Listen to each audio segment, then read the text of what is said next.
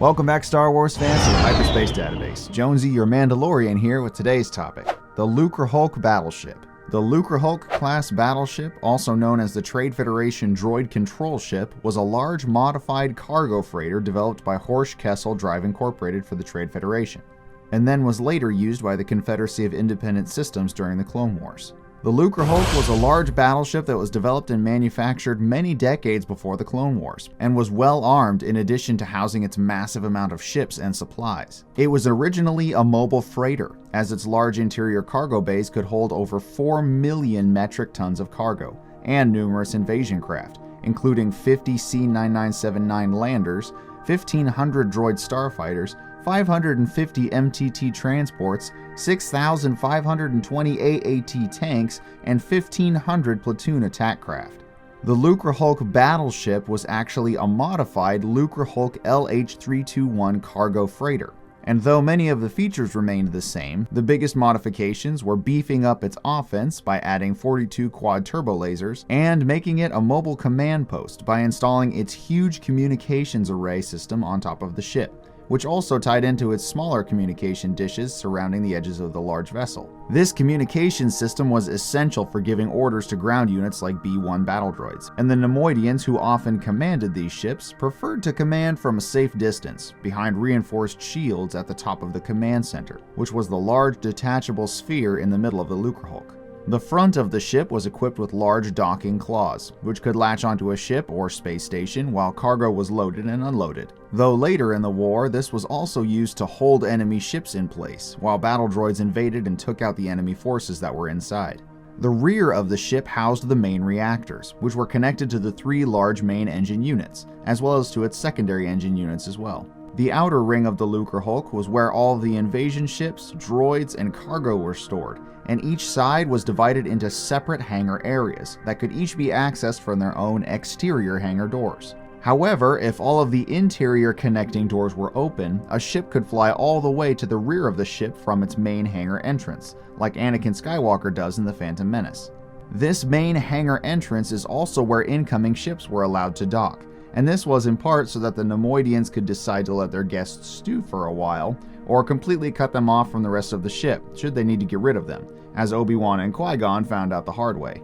Since the Neimoidians were naturally fearful of direct conflict of any kind, they often sealed themselves off from the rest of the ship completely, holing up in the command bridge behind triple-layer blast doors and several squadrons of battle droids and destroyer droids. The Lucrehulk battleship was first seen on screen in The Phantom Menace, when the Trade Federation blockaded the planet Naboo with several of these ships. A brief bit of history here. Prior to this, the Trade Federation was conducting business in a tax-free area of space called the Free Trade Zone, but the Galactic Republic introduced a bill that made the Free Trade Zone a taxable location. This angered the Trade Federation, and they responded by blockading Naboo in protest, and attempted to force Queen Amidala to sign a treaty that would basically allow the Neimoidians complete control of the planet's resources, in exchange for allowing food and other supplies to come through the blockade to the planet. Supreme Chancellor Valorum sent 2 Jedi to investigate this trade dispute, and instead of honoring the neutrality of the Jedi, Newt Gunray was instructed to kill them,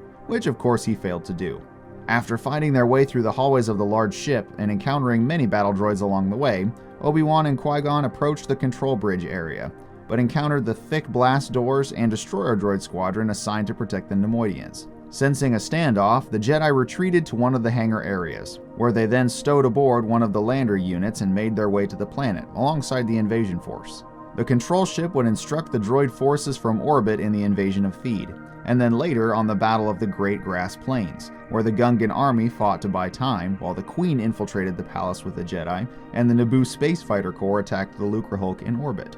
In the space battle, the Naboo pilots fought bravely, but the Lucrehulk had powerful deflector shields, in addition to its complement of droid starfighters and turbo lasers, and several N-1 starfighters were shot down in the attack. Anakin Skywalker accidentally careened into the hangar of the Lucrehulk, and managed to make it all the way to the rear of the ship, flying past several stunned battle droids along the way. After he launched 2 proton torpedoes into the starboard reactor of the ship, Anakin screamed out of there, while this explosion set off a chain reaction that eventually made its way all the way to the central command module, where it blew up in a bright ball of fire, as the Naboo pilots cheered and the Gungan army overcame the deactivated battle droids on the surface. While this is the main movie appearance of the Lucrehulk battleship, after the Trade Federation joined the Separatists for the Clone Wars, the Lucrehulks were seen in several conflicts over the course of the war. Obi-Wan observed many Lucrehulk command spheres as he infiltrated Geonosis in Attack of the Clones, and these spheres were launched during the large battle that followed,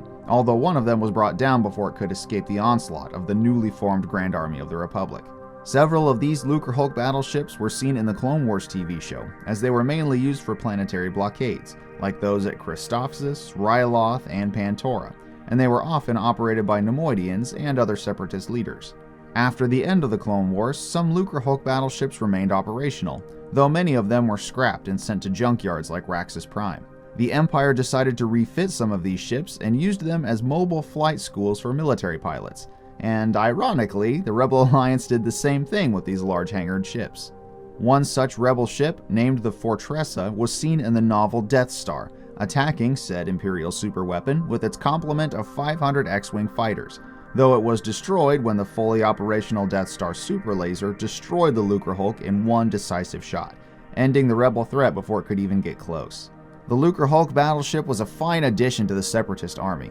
and served the Neimoidians and the Trade Federation very well in their blockades, and as a mobile command base for their numerous Vulture Droid starfighters and planetary invasion vessels. Want to know more about Star Wars topics like this one? Be sure to check out my other videos, hit those like and subscribe buttons, and the bell to be notified every time I publish a new video. Be sure to select all notifications too to never miss something that I post that's new. Be sure to chat with me in the comments too, because I really want to talk to you. Thank you so much for watching this episode, and I'll see you in the next one.